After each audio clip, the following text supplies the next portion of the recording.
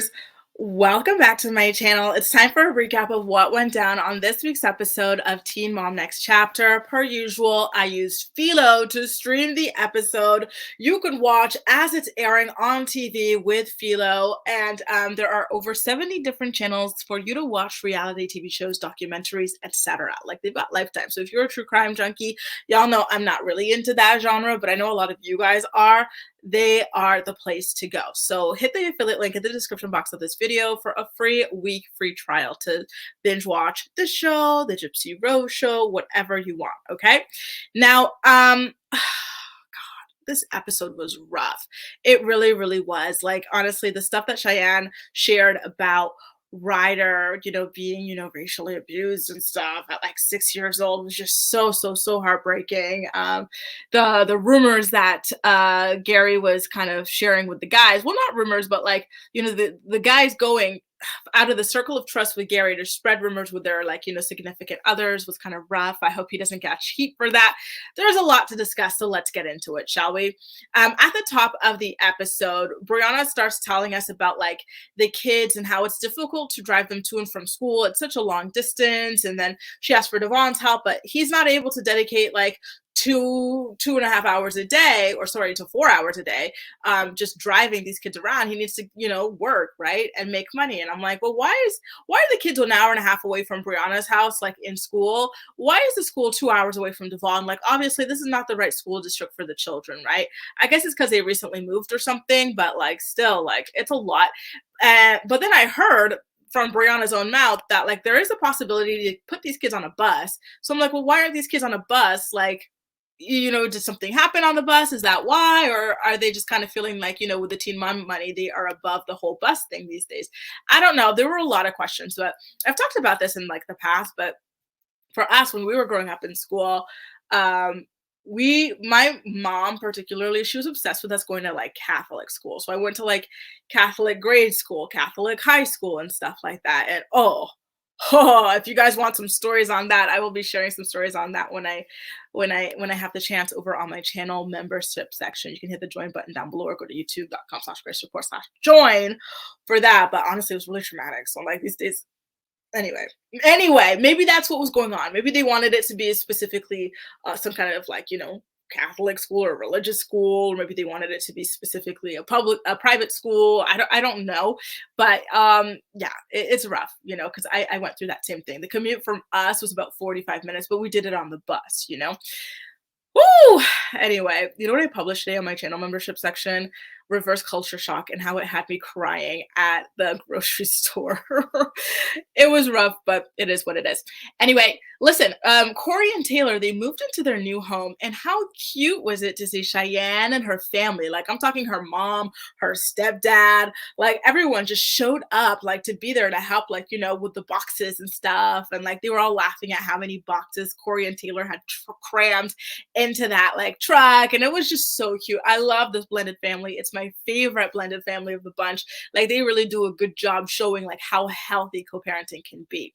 Now, it's Corey's birthday, and so he is obligated to spend it with the other guys on a cast trip up to the mountains. He wants to take them up to Michigan, where he's from. We know Tyler's already living there, so it was a lot easier for him to get there, and it was like a big vacay for the rest of the guys. So let's get into how that goes a little bit later on. But before then, we get into Gary's kitchen. It's Gary time in the kitchen with Christina. They are whisking up some eggs that I believe that they are spiked chickens laid. And he talks about how he's been asking Amber to reach out to her sister, Leah, right? And she hasn't even contacted this girl since ruining her birthday. And Amber responds saying that she is done trying to connect with Leah, and that she is just basically a misunderstood, loving mother. And I'm like, girl, you ruined that child's birthday. The least you could do is reach out to her. Why is it you throw your hands up in the air, you say you're done trying when it comes to your supposed daughter, but when it comes to a man you don't even know and you've been dating for a couple of weeks, you are out there in couples therapy? Make that make sense. You're like, just admit that motherhood is not for you. You don't like this, and I really thought she admitted it after she had Leah. So I don't understand why she even went and had James, just to lose custody of him too.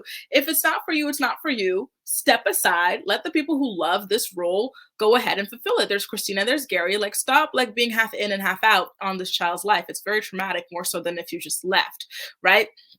And so basically, she texts Gary this long, long text, and they kind of went over it a little bit on the show. But I'm nosy, so I had to go ahead and get the full blown screenshot.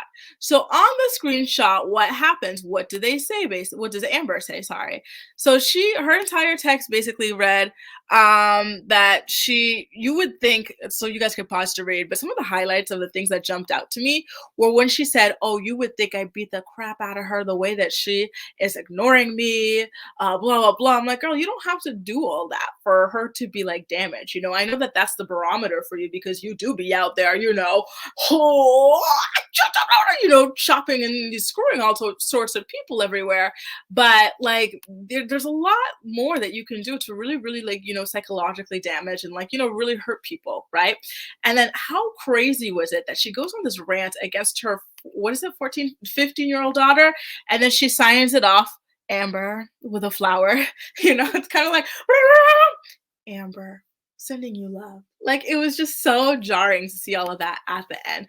The woman has like literally no emotional IQ. It's really sad, actually.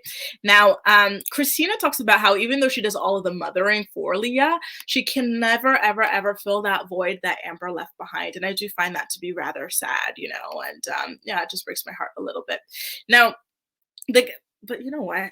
And this might be like my brain kind of, having a million and one tabs open at one time all the time. So let me just say, like, how like Christina's like stepping in for Leah and stuff.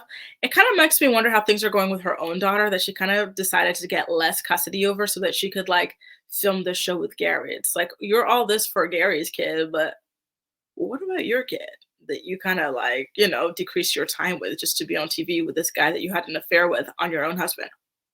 Before we go canonizing the woman, let's ask the questions, shall we? How many times you hear about men where they don't step up for their own kids, but then when they meet a new woman, they're up there, they're playing daddy, the best daddy in the world for someone else's kids. I kind of wonder I kind of fear that that's the same case with Christina, you guys, but I digress. Anyway, it's time for Corey's birthday extravaganza again. Extravaganza. Sorry. And the guys all go to the cabin, and Gary talks about Amber not having any contact with Leah since her birthday. And so at this point, I'm like, they keep on emphasizing that Amber has not been in contact with Leah since her birthday. So you know what I do? I take all 10 of these fingers, right? And then I get to typing Leah Shirley's birthday. And what comes up? She's a Scorpio, like me, comme moi. I'm an October 26th Scorpio. Leah is a November, I think, 12th Scorpio. I said, okay. Hey, girl. Hey, Scorpio sister.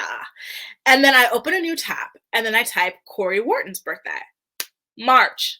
Then I take one hand of fingers, right? Because I think that's all I'll need between November and March. And then I start counting. How many months are between November and March? Tell me why my fingers got to 4. 4 months of no contact with your supposed daughter, and you're talking about I'm a good mother, I'm a loving mother? That's crazy. And here I am, like, being nice enough to call her your sister. Like, I'm downgrading her but like, your sister? Listen, even that is crazy. Like, me and mine, we talk like, multiple times a day. I cannot imagine 4 months of no contact with my sister. That's crazy. That's crazy.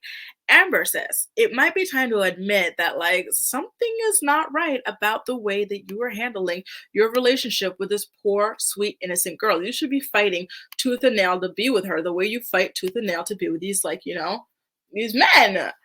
Oh God, that was really like devastating, dude.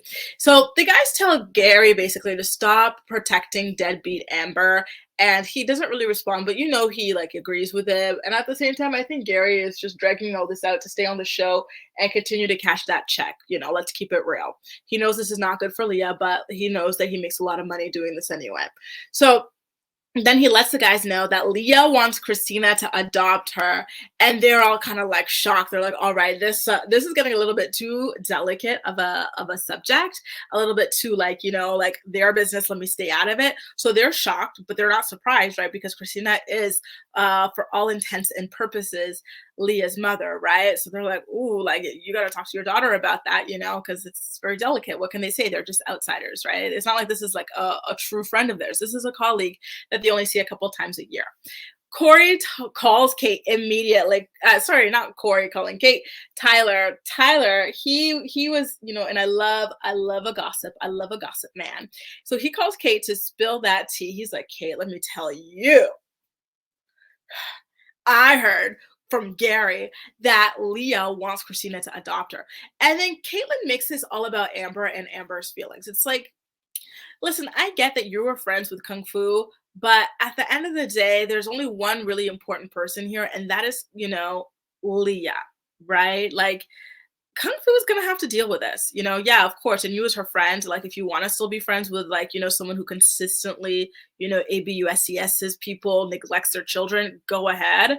But like that should take a backseat to the well-being of the child. She's like, I don't know about this. I feel like Amber's gonna be so mad, like, blah, blah, blah. She's gonna need a lot of support, blah, blah. And it's like, girl, like, why would she even need a lot of support? Like, she's going to pretend, she's going to perform the need for support. She's going to perform devastation. But the truth is, she has not talked to this child in a quarter.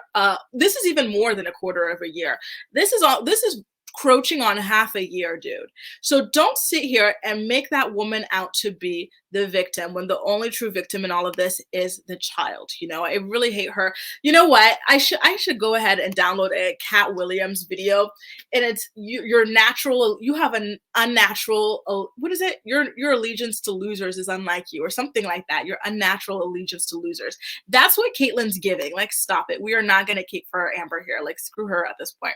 And I do start to wonder, what's it going to take for people like Caitlin and Macy to cut ties with Amber? You know what I mean? Like, I feel like their threshold was a lot lower for other people, but Amber, she can beat people, she could chase people with machetes or try to hack down doors, where her child is on the other end of machetes. She can neglect her children. She could lose custody of both of them.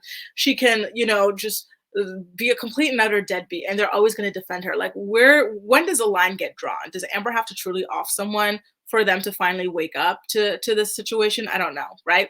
Now, I did think that it was rather interesting that the kids would rather switch schools when Briana was talking to them than to take the school bus. And the whole scene was so weird. I feel like all of this was already like discussed long before, and the girls had like lines to like say and to perform. Because again, I was like, this is so weird. Just put them on the bus. If this is important to you, put them on the bus. And so the logical thing for Briana, I guess, was ask the kids if they want to be on the bus. If they don't want to be on the bus, we're going to pull them out of the school, put them in another one. Like, I don't think she would think that way. I think that it was already planned out. They were already going to switch schools to something closer, and they just needed like some kind of a talking point. But it just came across really weird, you guys. I don't know. That whole scene was so odd. She asked Nova, why, do you want to be on the bus, or blah, blah, blah. Do you want to, I don't think she asked to switch school, but she's like, do you want to be on the bus? Nova says no. Well, obviously, because then they'll have to stop at all these different stops and stuff instead of like, having car service to and from. It's not like they have an actual problem that we know of. They haven't said they're being bullied or anything like that on the bus. It's just like a thing. Like, would you rather be on the bus or would you rather be driven? You and I would say we'd rather be driven typically, right? Actually, I don't know, because, Persian traffic is a mess. I like just walking everywhere, walking, biking. Maybe I'll take the metro. I actually don't like being in a car. But for kids, right, out in the, in the burbs, like, they would rather be in the car. So I don't know. That whole scene was rather weird to me, to be honest with you. But anyway, it was planned for that.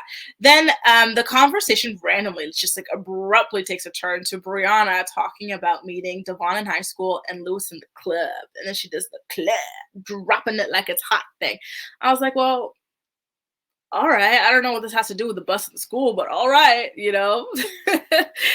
Anyway, Caitlin calls Macy with the adoption news. She's like, oh my God, guess what Tyler just told me? This is how Leah's feeling and stuff. And then Macy's like, wow, Gary shouldn't be going around telling people these things. Macy, your entire storyline for the past 5+ years has been what is going on with Ryan and how Ryan's relationship with Bentley is going. We've been learning pretty much nothing about you and everything about Ryan, Bentley, and their dynamic. So for you to sit up there and talk about, oh, Gary shouldn't be spreading this, girl, Be so effing for real. Like, what was that? Just so crazy to me. Now, she calls the situation sketchy, and I was like, what is sketchy about this? Like, the only thing sketchy here is Kung Fu Portwood not speaking to her own daughter for the past 4 months and still cosplaying as some kind of loving mother. Please, please. Now, back in Michigan, the guys hit the slopes on their tricycles, and Devon crashes his knee, and he's like, oh, ow, ow, ow, ow. I'm not doing this anymore. Take me to the bar. And I was like, aren't you an alcoholic?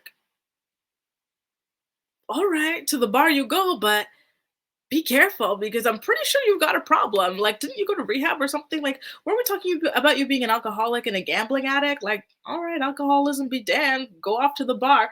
Like, it's kind of like sad to see the way that like people don't really take alcoholism seriously in some of these shows. Like some of these people are like they have serious substance abuse issues, but then you see them taking shots with these people, this, that, and the other. Like, I don't know. I feel like the show should be a lot more responsible and impose certain things. But I guess when it comes to reality TV, there's only so much they can do. They're supposed to be documenting rather than intervening. But I feel like there should be some kind of thing like, okay, you've got this issue.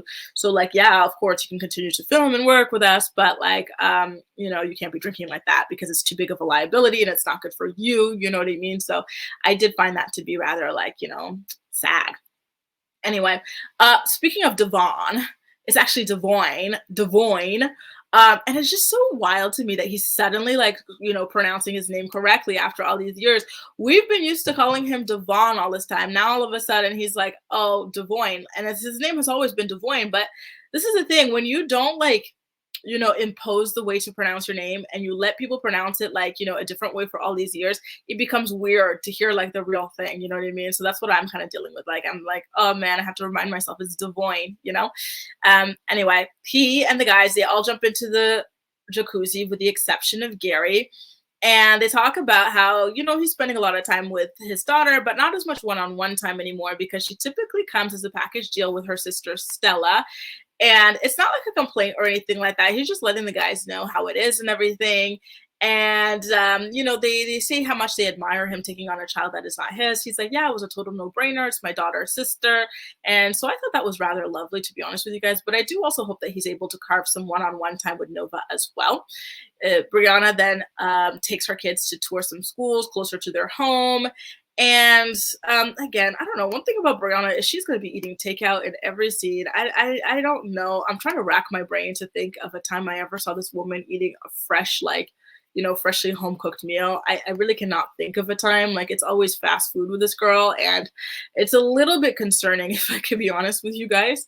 Now, she asked, and again, I feel like this was a pre-planned scene, like, I feel like she coached Stella to say, what's the guy's name? Lewis. Because she goes, okay, guys, we're going to sign you up for a new school. This is where your line comes in. And so I'm wondering, is there anyone, do it again, that you don't want picking you up from school? Nova? And then Nova says, no. Stella, don't make me use it. And then Stella goes, my dad. I know Stella at her age is not thinking about that man, and she's not worried about that man picking her up because guess what? He never has. So to me, it was like, girl, you coached this little girl to say that, like, and that was rather awkward to watch. Like, okay. Now, let me move back up to that cabin in Michigan. The boys ask Gary if he's going to tell Amber about Leah wanting Christina to adopt her. And Gary says that he's giving he's giving Leah more time to think about the decision, which I do think is rather smart on his end. It's a bit much to spring on, like, immediately the first time she says it. It's like, okay, I hear you.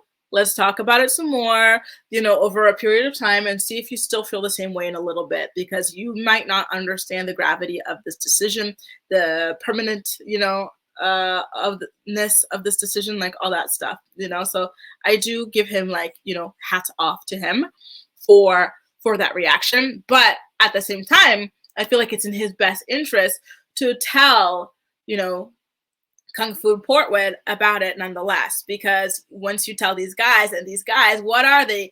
Chatty patties, it's out there, and Amber's going to play victim and everything like that. She's going to act like you're the worst person. You shut her out of everything, blah, blah, blah.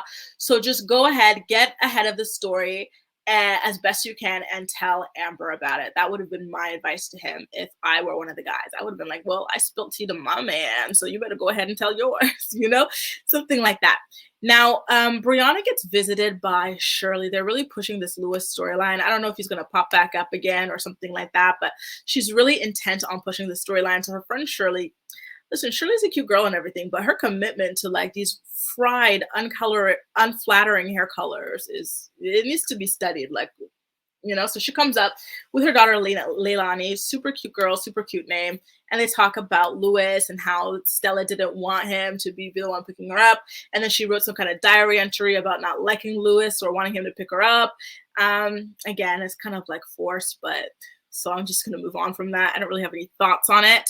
And I'm going to go back to LA, where I thought it was super cute and funny how Zach was wearing like a Cheyenne groupie tee. So basically it's like, those like vintage, like fan t-shirts where it's like your favorite artist and it's like 3 photos of them and it's got these flames and stuff and it's their name on top.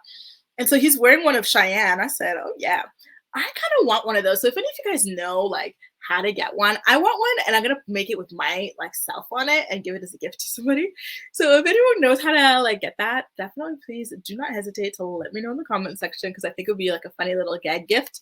And so things get a little bit serious, not a little bit seriously serious though, because Cheyenne tells Zach that like Ryder was distraught. Like she was really, really distraught and traumatized because she was just hanging out with some kids and one of them called her a racial slur.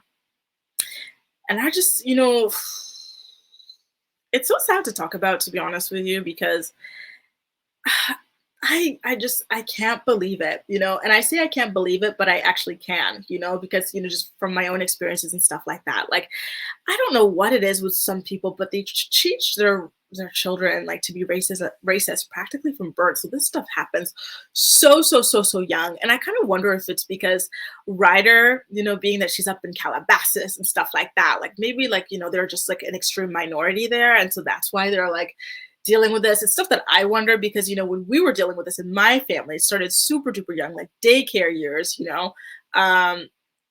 we were like the only like Black family in the city. It wasn't even a city. It was like a little village, not even a suburb, but outside of a suburb. It was like 20,000 people, one traffic light type thing. And it was like, there was like a super white town.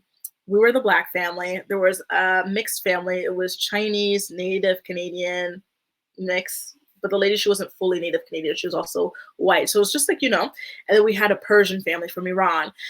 But yeah, like, like we were dealing with that like hardcore from super duper young. And remember, when I was young, what was it? This was the 90s, y'all, the early 2000s, So I really thought that the world would have improved, especially for children and stuff like that by now, but apparently not. So it's really, really sad and hard to hear that that's what Ryder's going through. And again, I wonder if it's because like, she's growing up in a predominantly like, white city, white town, white space or something like that. I feel like diversity is so important for children, to help shield them from things like that. But at the same time, I'm going to be honest with you guys, because, when I was going through that stuff when I was super duper young, my dream was to go to like a more diverse school, to move to a suburb, like a bigger city, to go to a diverse school and to like, go to school. Cause I had never, up until I was like 15, I had never like had like Black classmates, because we're the only Black family, right?